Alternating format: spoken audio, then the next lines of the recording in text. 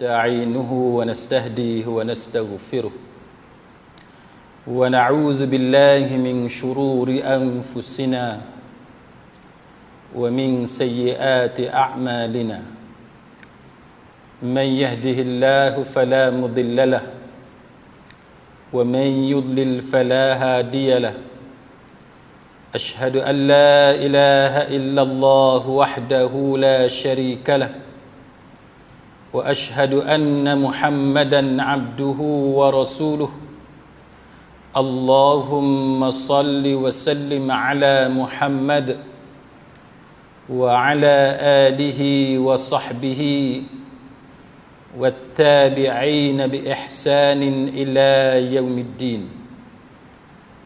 أما بعد رب اشرح لي صدري ويسر لي أمري واحلل عقدة من لساني يفقه قولي.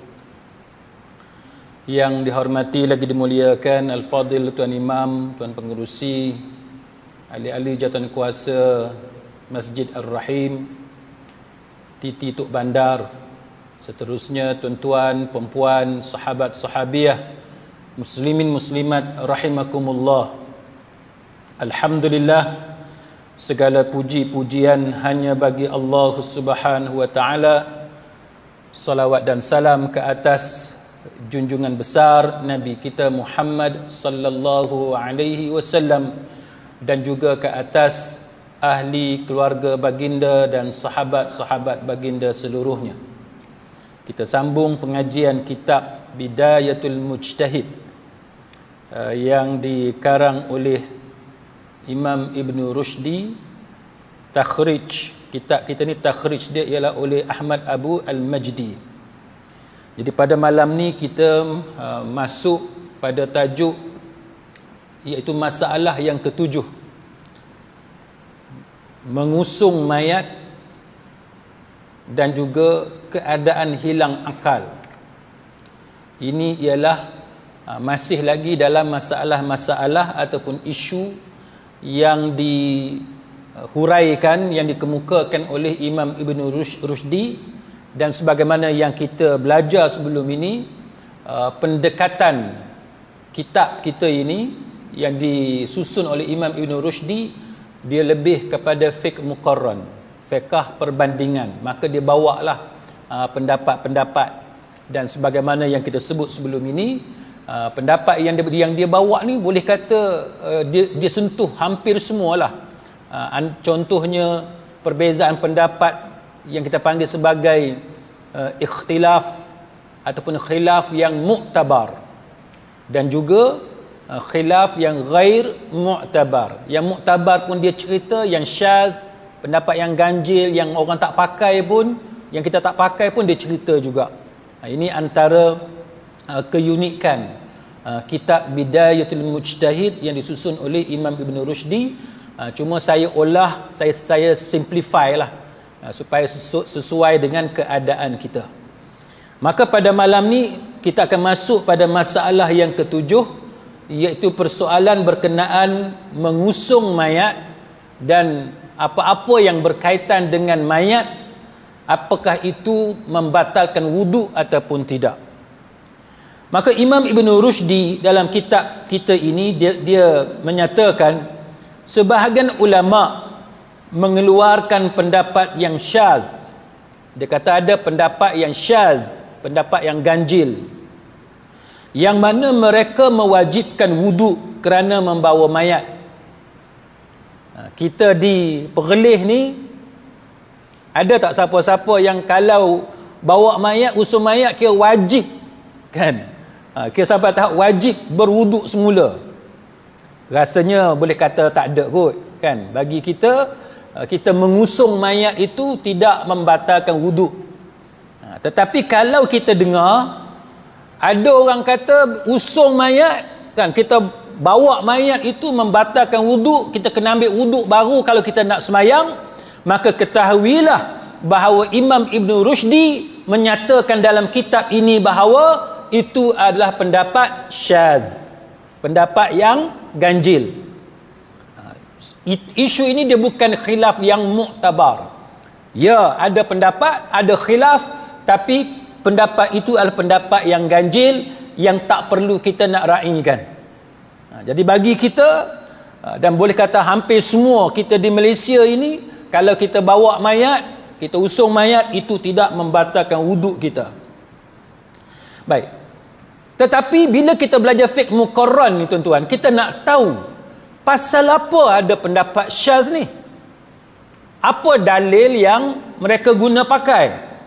Maka Imam Ibn Rushdi kata, mereka mewajibkan wuduk kerana membawa mayat berdasarkan athar yang daif.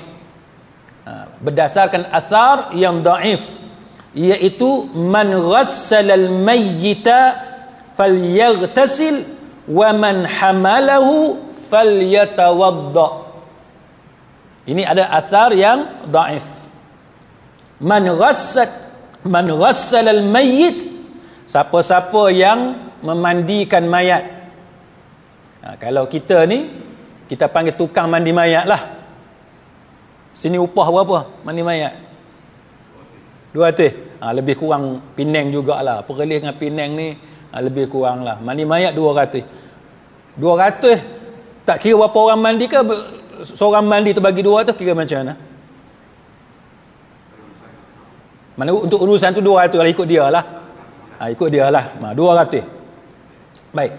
Jadi siapa yang mandikan mayat, kalau ikut pendapat yang syaz ni, kata berdasarkan asar ni, tapi asar ni ulama kata dhaif. Man ghassala al-mayyit, siapa yang memandikan mayat, falyaghtasil, maka hendaklah dia mandi. Maka mereka kata bahawa oleh sebab itu wajib mandi. Kan, wajib mandi. Lepas tu dia kata waman hamalahu falyatawadda. Ini masuk tajuk kita ni.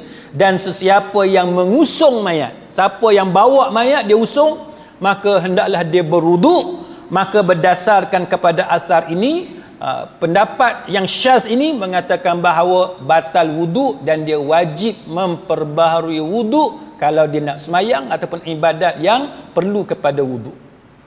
Ini punca dia, tuan-tuan sekalian. Ini punca dia. Baik. Maka kalau kita tengok tuan-tuan sekalian, berkenaan dengan bawa mayat ini, kita dapati bahawa qaul yang mu'tamad menunjukkan kepada kita membawa mayat itu tidak membatalkan wuduk. Dia tidak termasuk dalam perkara yang membatalkan wuduk. Tetapi bagi kita, kalau kita bagi sesiapa yang berpegang kepada pendapat ini tapi pendapat yang dhaif, pendapat yang syadz, maka hendaklah dia berwuduk. Tapi banyaklah perbezaan pendapat di kalangan para ulama, dan sebahagiannya mengatakan bahawa asar ini sahih dan sebagainya. Itu ada perbincangan di kalangan para ulama. Kemudian Imam Ibn Rushdi kata, walaupun diketahui bahawa jumhur ulama mewajibkan wuduk kerana hilang akal dengan pelbagai sebab, sama ada kerana pengsan, gila ataupun mabuk, semuanya dikiaskan kepada tidur. Baik, pasal apa jumhur ulama kata wajib berwuduk? Kerana hilang akal. Hilang akal tu sebab apa? Sebab pengsan pun ada, sebab gila pun ada, ataupun sebab mabuk. Maka ulama yang berpegang kepada pendapat ini, sebabnya mereka menggunakan kias. Mereka guna kias kepada tidur. Kan, kalau tidur itu mewajibkan wuduk, membatalkan wuduk, seperti tidur yang nyenyak, maka hilang akal, dia kata lebih utama. Kan, kalau hilang akal lebih utama, menjadi sebab batalnya wuduk. Dan ini Imam Ibn Rushdi kata termasuk isu ataupun masalah yang disepakati oleh para ulama dan masyhur, menjadi perbahasan di kalangan para ulama. Baik. Tuan-tuan sekalian, bila kita usung mayat, ia termasuk di antara ibadah, kan? Ia termasuk di antara amalan yang boleh mendatangkan pahala yang sangat besar dalam agama kita. Start daripada semayang mayat tu, kita tunggu Tak tahulah di kalangan tuan-tuan banyak buat macam mana, tapi kita start daripada sembahyang mayat tu, solat jenazah tu, mayat keluar, kita keluar sama-sama dengan mayat. Iring, dengan bahasa kita iring, mengiringi jenazah. Bukan pergi asing. Bukan kata kita naik kereta kita pergi seorang-seorang, lepas tu tak apalah, tunggu dekat tanah perkuburan, nanti mayat tu datang. Nanti kita akan tengok bagaimana ulama membahaskan tentang soal pasal usung mayat tu, mengiringi mayat, membawa mayat ke tanah perkuburan dari tempat sembahyang jenazah. Baik, dalam masyarakat kita yang biasa berlaku macam-macam. Antaranya ialah kita datang sembahyang mayat, lepas tu bila kita tengok mayat tu dibawa, diusung keluar, kita pun pergi kat kereta, kita start enjin kereta kita pergi sendiri, seorang. Maka kita tak ikut dia punya pergerakan jenazah. Ada setengah orang pula kita tengok dia mengiringi jenazah. Dia follow, kan? Habis sembahyang mayat, tunggu, tengok mayat ni bawa masuk dalam van. Bila masuk dalam van pun bergerak, dia pun bergerak, dia follow, kan? Dia follow van jenazah sampai ke tanah perkuburan. Bila sampai ke tanah perkuburan, yang ni pun macam-macam dalam masyarakat kita, dan kita akan tengok macam mana ulama membahaskan persoalan ini. Ada di antara kita, bila mayat masuk je dalam liang lahat, kan, mayat masuk je dalam liang lahat, kambus dia belah lah. Masuk dalam liang lahat, dia tak tunggu sempurna urusan pengkebumian. Masuk dalam liang lahat, dia pun berundur balik. Dan sebahagian yang lain pula tunggu sehingga selesai semua. Baik, kita tengok tuan-tuan sekalian, bagaimana para ulama dia cerita benda-benda yang macam ni. Pasal apa tuan-tuan sekalian? Sebabnya ialah ada janji yang Nabi sebut yang berkaitan masalah sembahyang jenazah, pengurusan jenazah ni, termasuk usung mayat bawa pergi ke tanah perkuburan. Nabi sebut pasal pahala 2 qirat. Pahala 2 qirat.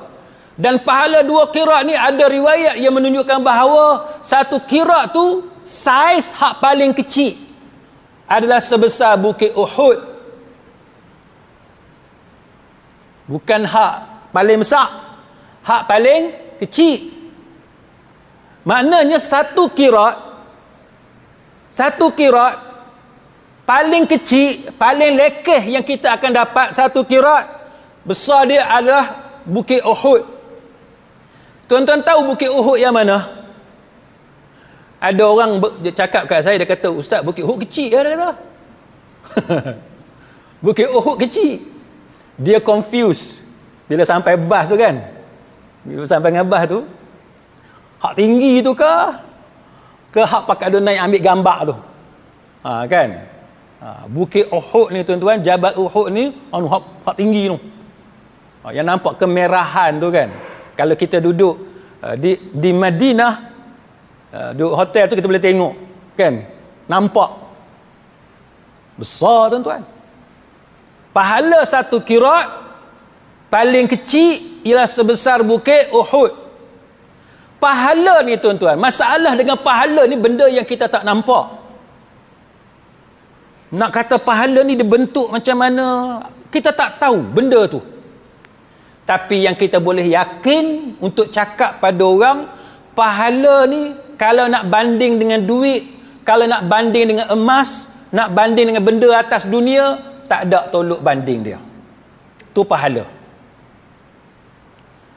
Kalau kita tukar tuan-tuan, pahala tu kepada duit sebesar bukit Uhud tu, agak-agak banyak ke sikit? Duit tukar kepada bukit Uhud sangat besar. Apatah lagi kalau kita tukar kepada intan belian, emas dan sebagainya sebesar bukit Uhud. Maka dengan sebab itu tuan-tuan, para ulama membincangkan pasal cerita bawa jenazah ni macam mana, mengiringi jenazah, usung jenazah pergi sampai ke tanah perkuburan tu macam mana sebenarnya. Pasal apa? Sebab pahala tu sangat besar. Ini disebabkan dalam sahih Muslim, Nabi sallallahu alaihi wasallam bersabda, hadis ni hadis Abu Hurairah, man shalla ala janazatin falahu qiratun wa man ittaba'aha hatta tuda'a fil qabri faqiratani. Qala qultu ya Aba Hurairah wa mal qirat? Qala mithlu Uhud. Barang siapa yang menunaikan solat jenazah, maka baginya pahala 1 qirat. Dan siapa yang hantar jenazah tu hingga jenazah tu diletakkan dalam liang kubur, maka dia dapat pahala 2 qirat.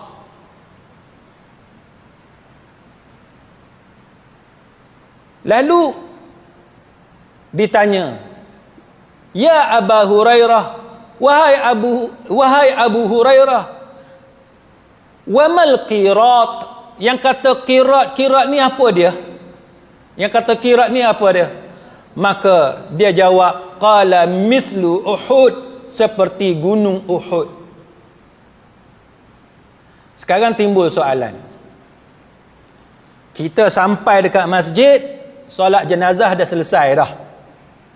Lambat. Orang Melayu ni tuan-tuan, dia ada beberapa benda yang dia sangat tepat masa. Hak lain tak boleh percaya. Antara benda yang paling tepat masa orang Melayu kita tuan-tuan, sembahyang jenazah. Yang ni boleh bagi pujian. Kalau dia kata 11 pagi tuan-tuan, memang betul 11 pagi. Dia tak jadi 11.30. Saya dah pergi dah banyak tempat tuan-tuan. Tuan-tuan pergi 11.30 memang tak ada. Dah habis. Tak payah 11.30. Saya banyak kali dah kena. Kalau pukul 11 pagi sembahyang jenazah, pergi 11.10 confirm tak dapat lah. Orang dah sudah lah. Adalah beberapa tempat saya pergi lewat 2-3 minit. Yang tu lah paling lambat. Lewat 2-3 minit. Hak lain semua tepat. Pukul 11 je jalan. Orang Melayu kalau dia buat kerja dia semua macam sembahyang jenazah, memang cemerlang orang Melayu. Kan? Tapi masalah orang Melayu kita ni bab-bab yang tertentu ni saja yang tepat waktu. Hak lain kalau dia kata lepas subuh, Zuhur pun lepas subuh juga. Tu perangai orang Melayu kita lah. Dia punya kan, dia punya delay dia tu, dia boleh pergi jauh. Kalau di UK tu tuan-tuan sekalian, kalau dia kata apa ni 9 lebih 9ish, dia kata 9 lebih, memang 9 lebih tu 9.5 minit, 9-10 minit. Kalau kita 9 lebih, dia boleh sampai dekat pukul 10. Tu orang Melayu kita. Baik. Jadi timbul soalan.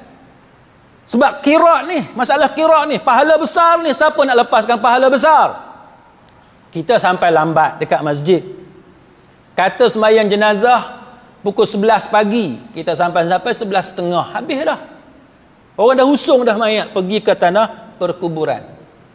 Kita pun pergi ke tanah perkuburan, iring jenazah tu masuk dalam liang lahat. Hadis ni kata, siapa yang sembahyang mayat dapat 1 qirat. Hantar sampai ke tanah perkuburan 2 qirat. Sekarang soalan dia ialah, kalau kita terlepas sembahyang mayat tu, 1 qirat tadi, adakah baki 1 lagi qirat di tanah perkuburan tu, dapat ke tak dapat? Ini antara yang dibahaskan oleh ulama. Sebab apa? Sebab pahala yang kata sebesar qirat itu sangat penting nilai dia. Maka sebahagian ulama mensyaratkan pahala 1 qirat menunaikan solat jenazah dapat diperolehi jikalau dia menunaikan solat, kan, dia menunaikan solat dan dia berada di dalam rumah ataupun tempat itu sampailah jenazah itu dihantar ke tanah perkuburan.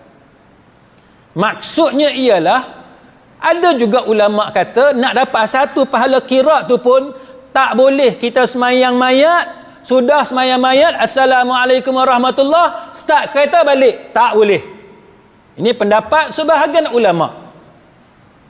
Maknanya nak dapat pahala 1 qirat, mengikut sebahagian pendapat ulama, kena tunggu jenazah tu dibawa keluar daripada tempat sembahyang mayat. Ini sebahagian pada pendapat lah. Manakala sebahagian yang lain kata tak, oleh sebab hadis ni kata semayang mayat, maka dia kata semayang mayat lah. Siapa yang semayang mayat, lepas tu selesai semayang mayat, dia tak tunggu dah, dia masuk kereta, dia balik, dia tetap dapat satu qirat. Sebab tu kita tuan-tuan, kalau kita tak sibuk sangat kan, kalau kita tidak kalut sangat, apalah salahnya kita tunggu. Ni kalau setakat nak balik rumah, nak tidur saja, nak rehat-rehat, pahala 2 qirat ni tuan-tuan besar. Dan qirat ni pula benda yang kita tak nampak. Cuma permisalan perbandingan tu ada sebesar gunung Uhud. Kalau kita masih tidak rasa tertarik, kita tak tahu nak kata apa tuan-tuan. Kan kita tak tahu nak kata apa. Dan ulama yang kata perlu tunggu sehingga jenazah tu dibawa keluar, sebab berdasarkan hadis Muslim daripada sahabat yang bernama Khabbab radhiyallahu anhu, yang mana disebut man kharaja ma'a janazah min baitiha, siapa yang keluar bersama jenazah daripada rumah dia. Maka dengan sebab itu memang ada pendapat ulama yang kata bukan setakat sembahyang jenazah, tapi kena tunggu dia keluar dulu. Sebab tu kita kata kalau kita sibuk sangat, tak apalah dah sibuk sangat. Tapi kalau kita tak sibuk sangat, tapi nak pergi sampai ke tanah perkuburan tu ada hal, tapi setakat beberapa minit tunggu jenazah tu dia bawa keluar, maka tunggulah sehingga jenazah itu dibawa keluar. Itu lebih baik. Sebab apa tuan-tuan? Sebab kita bercakap ni sebab kita nak pahala tu. Kita semayang, kita iring jenazah, kita usung jenazah, hantar ke tanah perkuburan, kita tunggu di tanah perkuburan. Sebab apa? Sebab nak pahala tu. Dan pahala ni pelbagai keadaan untuk kita dapat. Bukan setakat semayang, bukan setakat doa kita, zikir, baca Quran dan sebagainya. Urusan jenazah ni pun pahala. Jadi sebab tu kita dapati ulama membahaskan tentang isu ini. Dan berkata Imam Ibn Hajar Al-Asqalani rahimahullahu ta'ala, dia kata bahawa bagi aku, maknanya bagi Imam Ibn Hajar Al-Asqalani, dia kata pahala 1 qirat ni tetap dapat walaupun kita semayang saja, lepas tu terus balik tanpa tunggu jenazah dibawa keluar. Kalau masjid, masjid lah. Kalau rumah, rumah. Itu pendapat Imam Ibn Hajar. Dia kata sebab duk tunggu jenazah keluar dan sebagainya itu tidak termasuk dalam hadis tersebut. Ini pendapat Imam Ibn Hajar Al-Asqalani rahimahullahu ta'ala. Berbeza, dia kata, berbeza dengan orang yang nak pahala 2 qirat. Siapa yang nak pahala 2 qirat, dia kena tunggu. Dan dia tunggu, dia tak boleh pergi asing. Dia kena iring jenazah tu. Siapa nak pahala ekstra, dia usung. Kan? Dia usung. Baik. Kemudian ada orang tanya. Dia kata, Ustaz, tak tahulah sebab apa. Sebab badi ke, sebab ada kenangan ke, sebab apa ke. Dia kata, lepas hantar mayat tu, bawa mayat pergi ke tanah perkuburan, mungkinlah sebab duk pegang kain kapan, duk selak, duk tutup apa semua ni. Dia kata tak tahulah, ataupun sebab dia tu kawan kita ke apa ke, malam tu mimpi jumpa dengan si mati. Bila mimpi jumpa dengan si mati, hak ni kita nak kategorikan mimpi tu dalam mimpi hak macam mana?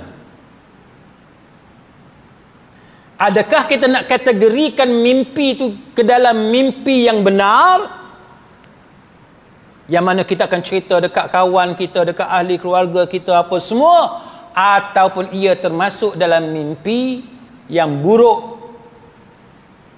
yang mana kita dilarang daripada cerita kepada orang lain. Maka tuan-tuan sekalian, bila kita mimpi, kita kena tengok mimpi tu mimpi yang macam mana. Memanglah kita mimpi jumpa dengan orang mati, tapi masa kita jumpa dia dalam mimpi kita tu, Yang kita faham mimpi itu dalam keadaan baik ke atau mimpi itu dalam keadaan menakutkan, buruk. Itu kategori dia. Maka kalau kita tengok mimpi itu benda yang patut kita cerita pada orang, kita cerita pada orang. Tapi kalau mimpi itu mimpi yang mengerikan, yang menakutkan ataupun yang mengaibkan, maka dia termasuk dalam mimpi buruk yang tak boleh kita cerita kepada orang lain. Lepas tu ustaz, kalau dia suruh apa-apa, dia cakap ni macam mana? Adakah kita nak pakai benda yang dia cakap ataupun kita ignore, kita buat tak tahu sahaja dengan apa yang si mati cakap dalam mimpi tersebut kepada kita? Tuan-tuan sekalian, soalan-soalan yang macam ni sebenarnya telah pun jawapan dia pernah berlaku pada zaman sahabat dulu. Dia pernah berlaku, tuan-tuan sekalian. Sebab apa? Sebabnya ialah masa tu cerita ni berkenaan dengan satu sahabat yang bernama Thabit bin Qais radhiyallahu anhu.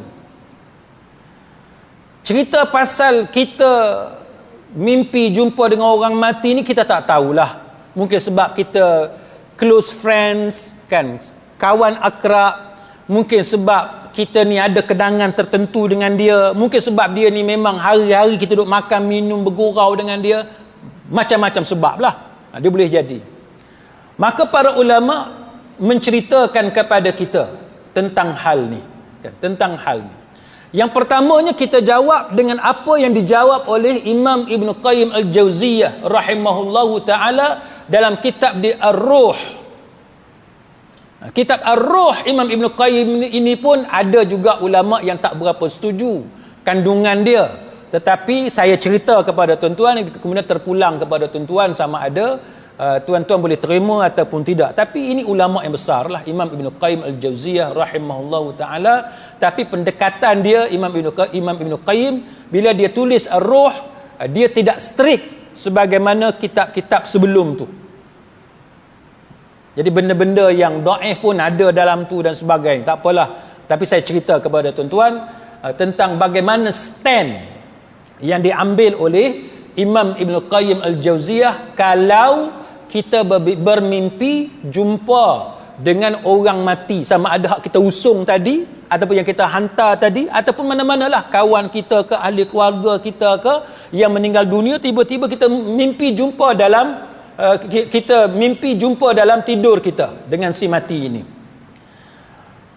Maka antaranya ialah berdasarkan ayat surah Az-Zumar ayat 42. Firman Allah Ta'ala, Allahu yatawaffal anfusa, Allahu yatawaffal anfusa hina mautiha wallati lam tamut fi manamiha fayumsiku allati qada 'alaiha al-maut wa yursilu al-ukhra ila ajalin musamma inna fi dhalika laayatin liqaumin yatafakkarun. Allah yang pegang jiwa manusia ketika dia mati dan memegang roh orang yang belum mati pada waktu tidur dia. Dua. Cerita dia dua. Satu, roh orang yang dah mati. Satu lagi, roh orang yang belum mati. Tapi orang yang belum mati ni waktu dia tidur, maka dia menahan. Fayumsiku, dia tahan. Allah Ta'ala tahan roh orang yang dia telah tetapkan kematian dia, dan dia melepaskan roh yang lain sampai waktu yang ditetapkan. Maknanya gini tuan-tuan, sebahagian ulama seperti Imam Ibn Qayyim dan sebagainya mengatakan bahawa kalau kita mimpi jumpa dengan orang mati ni, dia jadi beberapa kemungkinan. Tak semestinya, tapi dia boleh jadi beberapa kemungkinan. Kemungkinan antaranya ialah permainan setan. Tu biasalah, kita bawa-bawa masuk dalam mimpi. Tapi dia kata tidak semua benda yang kita mimpi tu, jumpa orang mati tu, semua tu permainan syaitan. Tak. Dia boleh jadi, para ulama kata hendaklah kita tengok keadaan mimpi itu. Dia boleh jadi mimpi yang benar. Berdasarkan apa? Surah Az-Zumar yang kita baca tadi. Sebab ulama-ulama yang setuju bahawa roh ni boleh berjumpa ni, antara roh orang yang hidup masa dia tidur, masa dia mimpi tu, boleh berjumpa dengan roh orang yang mati, sebab dia kata berdasarkan kepada surah Az-Zumar ini. Maka bila mereka berjumpa, kan, kita tidur, kita mimpi, dan kita berjumpa dengan roh orang yang mati, maka orang mati ni roh dia dipegang oleh Allah Ta'ala, dia tak boleh balik ke jasad dia. Tapi orang yang belum mati, orang yang hidup, dibenarkan untuk pergi kembali kepada jasad dia. Ini cerita gaib. Cerita gaib. Dan kita tak boleh nak pandai-pandai lah. Kita tak boleh nak memandai-mandai. Tapi itu sebahagian daripada pendapat para ulama. Jadi Imam Ibn Qayyim kata, sekurang-kurangnya ada dua pendapat dalam masalah mentafsirkan ayat ni. Sekurang-kurangnya ada dua pendapat. Salah satu pendapat itu mengatakan bahawa roh yang ditahan itu, kan, adalah roh orang yang dah mati. Allah Ta'ala pegang dia, dia tak boleh balik kepada jasad dia. Manakala roh yang dilepaskan, yang disebut dalam surah Az-Zumar tadi, ialah roh orang yang tidur, maka dia balik kepada jasad dia. Itu adalah apa yang disebut oleh sebahagian daripada mufassirun. Dan itulah juga disebut contohnya oleh Al-Imam At-Tabari, yang disebut oleh Al-Imam Al-Qurtubi, yang disebut oleh An-Nasafi dan sebagainya, termasuk Imam Ibn Jauzi. Mereka mengatakan bahawa sesungguhnya roh orang yang hidup dan roh orang yang mati saling bertemu dalam mimpi. Mereka saling mengenali antara satu sama lain sesuai dengan kehendak Allah Subhanahu wa taala, masyiah Allah Taala. Maka ketika masing-masing hendak kembali kepada jasad dia, Allah Ta'ala tahan, halang roh orang yang dah mati, maka dia tak boleh balik kepada jasad dia. Sebaliknya Allah Ta'ala membiarkan roh orang yang masih hidup untuk kembali kepada jasad dia. Dan pendapat yang disebut oleh Imam Ibn Qayyim tadi, tuan-tuan, termasuk oleh Imam Ibn Jauzi, juga oleh Al-Qurtubi dan juga oleh At-Tabari tadi, memang ada, pernah berlaku pada zaman sahabat. Pernah berlaku kepada zaman sahabat. Dan sahabat ni, sahabat ia salah seorang sahabat yang dijamin syurga. Antara kelebihan dia, sifat tawaduk yang dia ada. Dia ada sifat tawaduk, iaitu sahabat yang bernama Thabit bin Qais radhiyallahu anhu. Benda ni berlaku masa bila? Masa perang Yamamah. Masa perang Yamamah. Perang Yamamah ni perang apa? Perang satu attack, kan, serangan terhadap Musailamah Al-Kadzab. Siapa dia Musailamah Al-Kadzab? Musailamah Al-Kadzab ni nabi palsu. Nabi palsu. Bila berlaku peristiwa ni, tuan-tuan? Selepas kewafatan Rasulullah sallallahu alaihi wasallam pada zaman Abu Bakar menjadi khalifah. Nabi baru je wafat, baru je mati, kan? Tapi berlaku perang ni pasal Musailamah Al-Kadzab. Apa yang berlaku? Ramailah sahabat-sahabat yang mati, dan kita tahulah, kita dah belajar sirah, ramai sahabat-sahabat yang mati, termasuk golongan penghafal Quran ni, mati syahid di medan perang. Termasuk dalam serangan terhadap Musailamah Al-Kadzab ini Thabit bin Qais radhiyallahu anhu. Maka Thabit syahid dalam peperangan itu. Dan pada masa itu Thabit bin Qais ni, dia pakai baju besi yang harga dia mahal. Thabit bin Qais ni dia pakai baju besi yang harga dia mahal. Dan ada satu orang, dia lalu dekat mayat Thabit bin Qais, dia nampak mayat tu siap dengan pakai baju besi mahal, dia pergi ambil baju besi itu. Dia mencuri barang yang ada pada mayat. Cerita pencuri ni, tuan-tuan, dia mencuri daripada badan mayat ni, dia bukan saja berlaku pada zaman sahabat, zaman kita ni pun cukup banyak. Kita nak pelik apa zaman kita hari ni? Banyak berlaku ni. Pasal apa? Zaman sahabat pun ada. Curi daripada badan Thabit bin Qais. Hari ni tuan-tuan, kalau ada orang kena langgar lori ke apa ke, tuan-tuan tengoklah, lagi dompet hilang, handphone hilang, yang kawan tu berdarah apa semua. Dah, penjenayah dia tak kira yang tu, dia kira dia boleh sapu apa yang dia boleh sapu. Benda yang dia nampak, yang mengerikan depan mata dia, langsung tidak cukup untuk menakutkan dia daripada melakukan jenayah.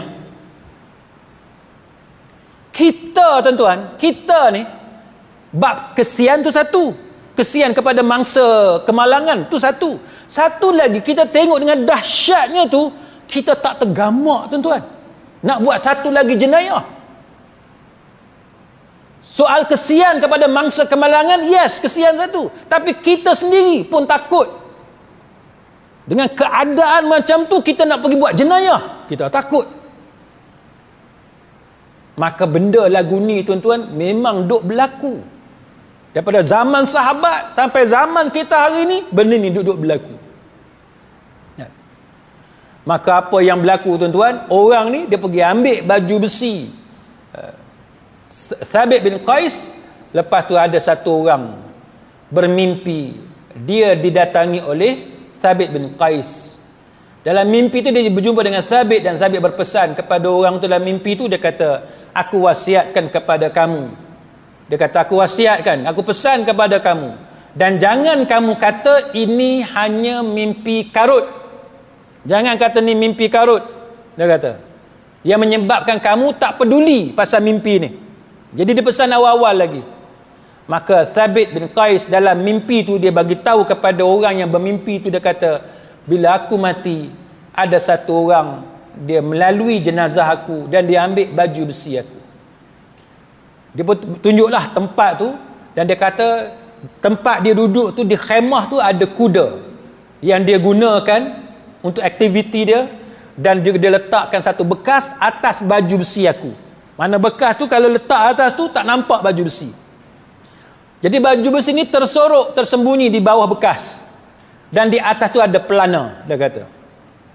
Lepas tu dia kata, pergilah jumpa dengan Khalid bin Al-Walid, minta dia supaya memberi tugas kepada orang lain untuk mengambil baju besi aku itu. Dan jikalau kamu bertemu dengan Abu Bakar, dengan Khalifah Rasulullah sallallahu alaihi wasallam, iaitu Abu Bakar, sampaikan kepadanya bahawa aku ada hutang sekian-sekian dan sebagainya. Dia bagi tahu. Dalam mimpi tu dia ada hutang. Dan kemudian dia kata, aku ada hamba abdi, status dia merdeka. Hamba abdi tu dia merdeka. Maka bila dia nak akhir mimpi tu, Thabit bin Qais pesan, dia kata, sekali lagi aku nak pesan, jangan kamu kata mimpi ni karut sehingga menyebabkan kamu tidak peduli kepada mimpi ini. Tuan-tuan, bila orang tanya soal isu ni, sebab apa tuan-tuan? Yang berlaku kepada Thabit bin Qais ni, bila pergi ke tempat tu, betul. Khalid Al-Walid dihantar orang pergi cek, betul. Sampai tempat kuda tu memang ada bekas, kan? Telanggar bekas tu jatuh, tengok ada baju besi. Dan fakta yang disebut dalam mimpi tu benar. Maknanya bila tengok hak mimpi tu dengan apa yang ada dalam realiti tu sama. Maka inilah yang menjadi hujjah kepada ulama yang mengatakan bahawa boleh berlakunya pertemuan di antara roh orang yang saleh dengan orang yang masih hidup, dan pertemuan itu berlaku dalam mimpi. Orang yang jahat tak boleh, sebab dia disibukkan dengan azab daripada Allah Subhanahu wa taala. Maksud dia apa tuan-tuan? Maksud dia ialah kalau benda ni berlaku kepada kita, katalah ahli keluarga kita ke, kawan kita ke, jiran kita meninggal dunia. Lepas tanam dia, malam tu ke, atau minggu depan ke, atau beberapa hari lepas tu, mimpi jumpa dia. Dan dia pesan sesuatu. Dan benda yang dia pesan tu, bila kita cek di luar mimpi, jangan cek dalam mimpi. Nak cek dalam mimpi macam mana? Nama apa mimpi? Ni nak kena pesan betul-betul. Lagi tuan-tuan salah faham pula. Ustaz nak cek macam mana saya mimpi. Cek tu bila kita bangun tidur. Bila dah bangun tidur, pergi cek. Tak kira lah hari tu ke hari bila-bila, kita dah sedar daripada mimpi tu, pergi cek. Maka kalau kita periksa, kita cek, benda yang ada dalam mimpi tu, yang kita jumpa dengan ahli keluarga kita tadi, kawan kita, kejiran kita tadi, tu dia pesan tu, benda yang dia pesan tu tengok-tengok betul, maka hendaklah kita menunaikan hak, apa-apa hak yang perlu ditunaikan. Faham tak? Maksud dia gini, kalau dia pesan, contoh ni, katalah salah seorang ahli keluarga kita meninggal dunia, dah ke bumi apa semua, dah semayang jenazah ke bumi apa semua, balik rumah malam tu tidur, malam tu ke malam esok ke apa semua ni, tiba-tiba mimpi jumpa dia. Dalam mimpi tu dia pesan, ni contoh tuan-tuan, dia dalam mimpi tu dia pesan, dia kata motor tu ada lagi hutang, dia kata motor tu dia kata ada lagi hutang 1,000 lagi dengan CA yang jual motor tu. Jadi ada hutang. Dia kata engkau pergi tolong bayar hutang tu. Ambil duit aku, ambil duit harta peninggalan aku tu, ambil 1,000 pergi bayar dekat orang tu. Jadi maksud dia apa tuan-tuan? Maksud dia bila kita bangun tidur, hari tu ke hari bila-bila, kita pergi cari orang tu, tanya dia, betul ke engkau jual motor ni dekat si mati ni? Kalau dia kata betul, tanya dia, ada hutang tak lagi? Kalau orang tu kata ada hutang lagi, kita tanya dia, hutang berapa? Dia kata 1,000. Maknanya menepati dengan apa yang dikhabarkan kepada kita dalam mimpi tadi. Maka inilah ia menjadi hujah para ulama yang menyamakan dengan apa yang berlaku kepada Thabit bin Qais radhiyallahu anhu. Benda tu boleh jadi, boleh berlaku, dengan syarat fakta tu sama. Faham kan? Dengan syarat fakta tu sama. Fakta tak sama macam ni, fakta tak sama, tuan-tuan pergi cari orang tu, betul ke ada jual motor ni? Tak ada, mana ni bukan motor saya. Kita pun sibuk, tak puas saya nak bagi 1,000. Saya nak bagi 1,000. Pasal apa? Sebab arwah pesan semalam. Dia kata arwah pesan semalam. Hak ni kartun, jangan duk buat. Jangan yang pergi memandai-mandai nak pergi bayar, jangan. Maknanya mimpi semalam tu karut. Tu cara kita nak beza. Yang kita mimpi tu ru'yah sadiqah, mimpi yang benar. Mimpi yang benar ni tuan-tuan bukan sahaja berlaku kepada Nabi, tapi dia boleh berlaku kepada orang yang saleh. Ru'yah sadiqah. Cuma beza dia, Nabi semua mimpi dia benar. Kita pula bercampur, mimpi benar pun boleh jadi, mimpi hak main-main, hak karut ni pun boleh jadi. Cuma orang macam kita ni hak banyak hak karut lah. Kan? Orang macam kita ni banyak karut lah.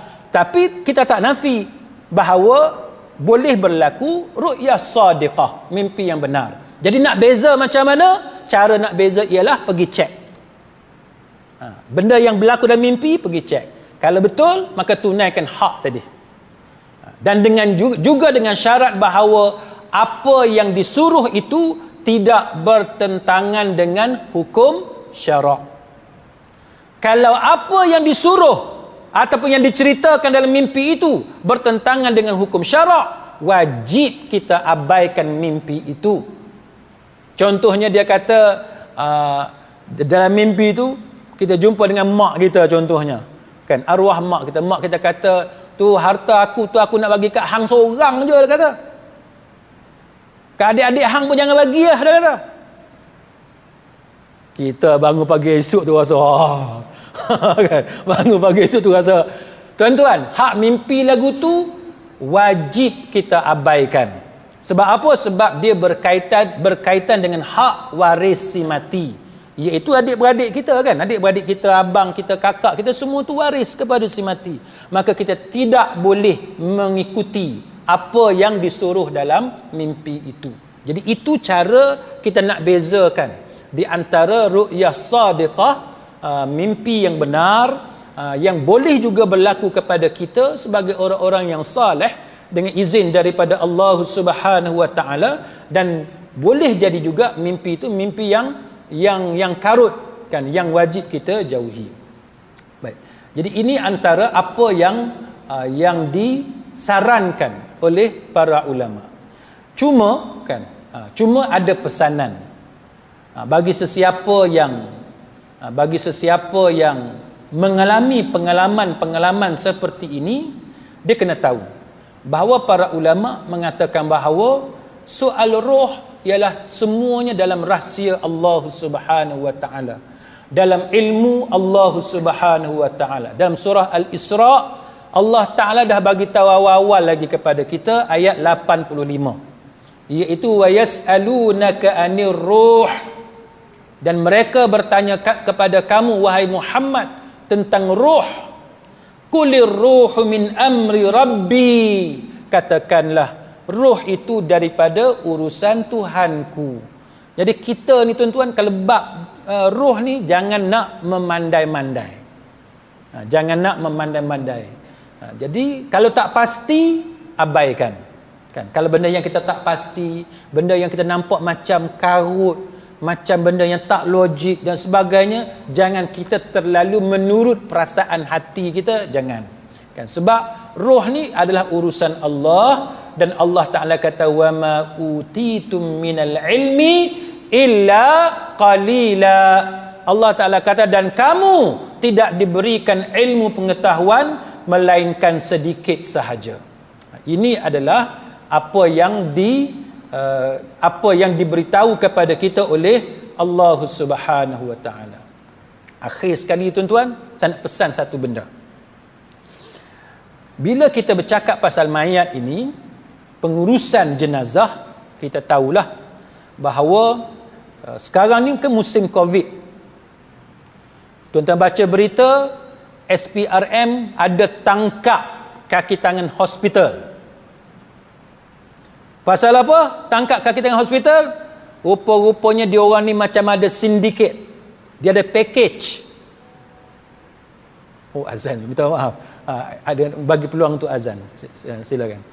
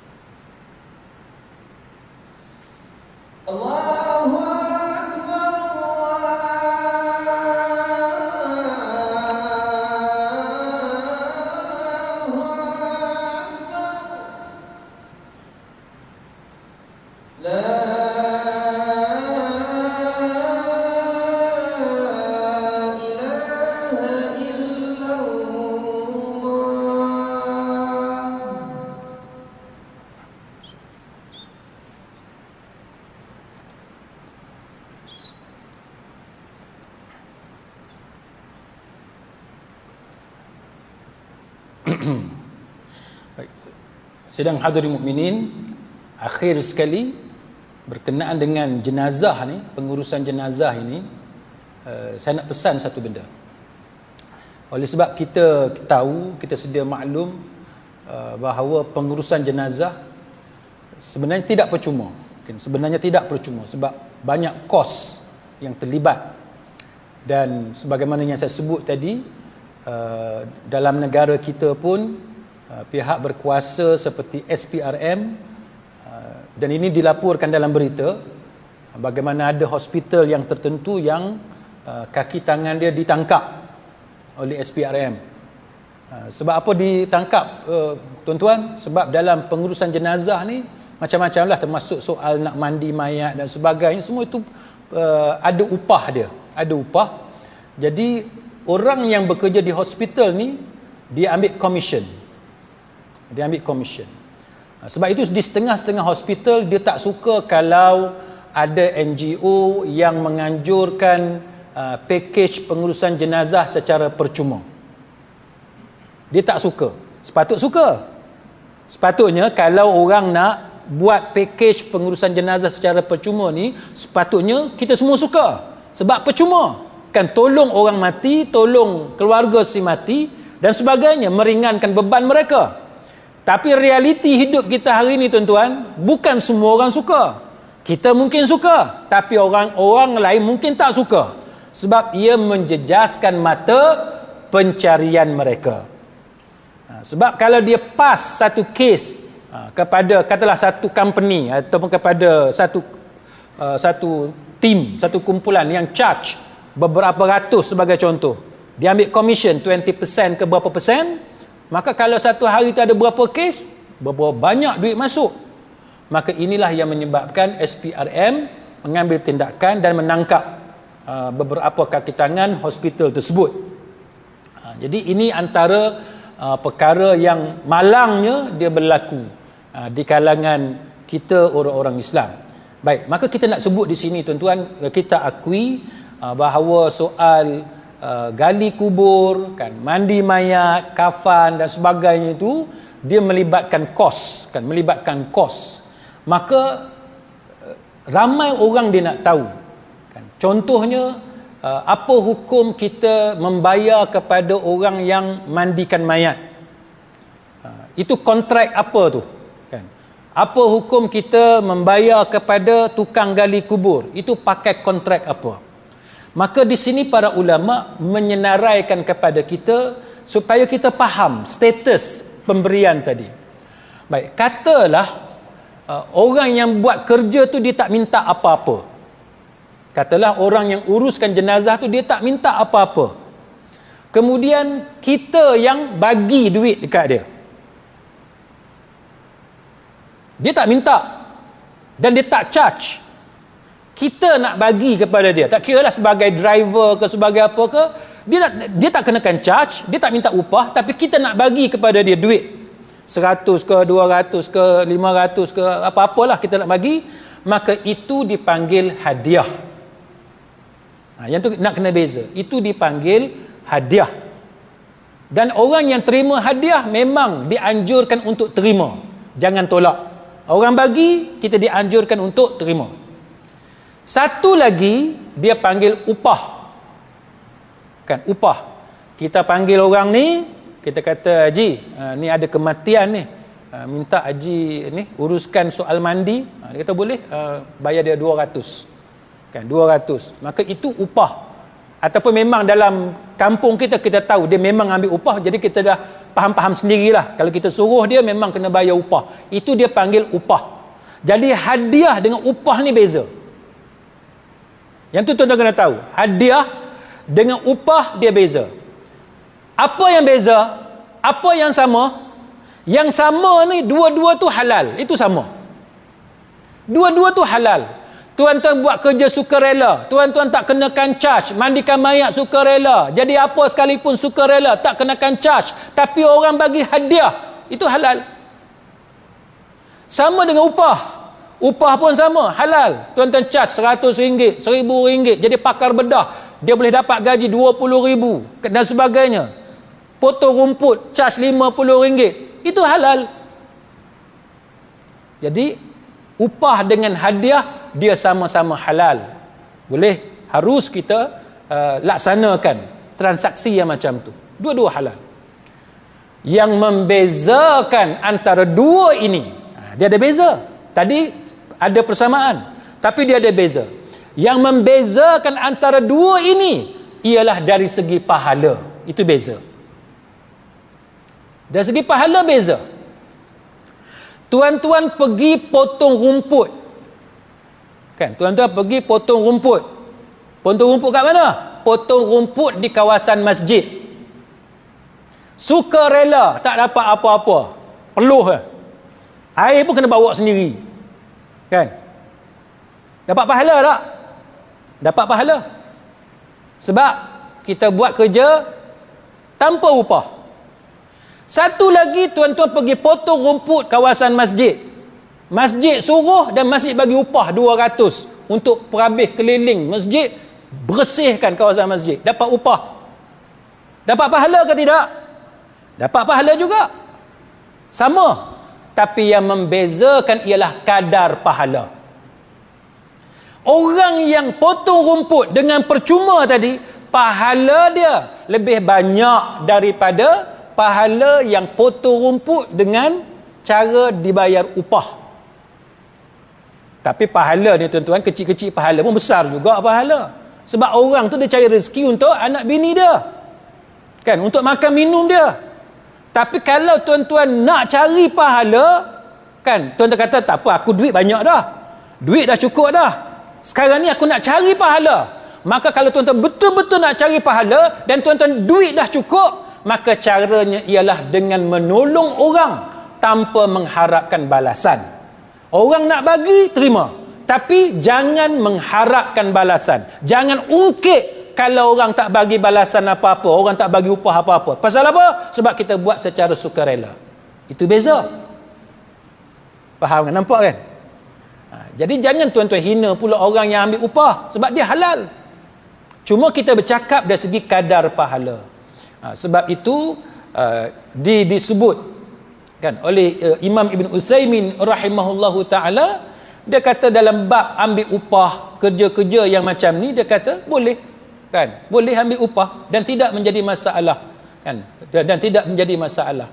Malah pemberian upah, kan, upah ataupun hadiah, dia kata itu dalam bentuk balasan terima kasih di atas pertolongan ataupun di atas khidmat yang orang bagi kepada kita. Jadi ini yang membezakan. Maka Syekh Ibn Utsaimin rahimahullahu ta'ala, dia kata kalau upah itu dipersetujui lebih awal, maka menerima upah mengurangkan pahala. Dapat pahala juga, tapi pahala dia kalau banding dengan secara sukarela tadi, maka ia adalah berkurangan. Dia ambil upah, maka pahala dia berkurangan. Tetapi tidaklah menjadi satu kesalahan. Dapat pahala juga, cuma tidaklah sebesar pahala orang yang sukarela. Dan sebab apa, tuan-tuan sekalian? Sebab kedua-dua pekerjaan itu kan kedua-dua pekerjaan itu adalah pekerjaan yang memberikan manfaat kepada si mati dan keluarga si mati. Kita tolong orang tu kan, uruskan jenazah dia. Kedua-dua itu memberi manfaat. Cuma cara memberi manfaat berbeza antara kedua-dua jenis tadi. Jenis yang pertama, kita tak perlu bayar upah dia, kecuali kita nak bagi hadiah. Yang kedua tadi, kita perlu membayar upah kepada dia.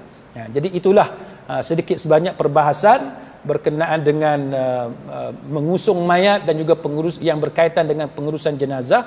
Mudah-mudahan kita mendapat gambaran yang betul berdasarkan kepada apa yang dibahaskan oleh para ulama. Wallahu a'lam. Aqulu qawli hadza wa astaghfirullahal azim li wa lakum. Wassalamu alaikum warahmatullahi wabarakatuh. Subhanakallahumma wa bihamdika asyhadu an la ilaha illa anta astaghfiruka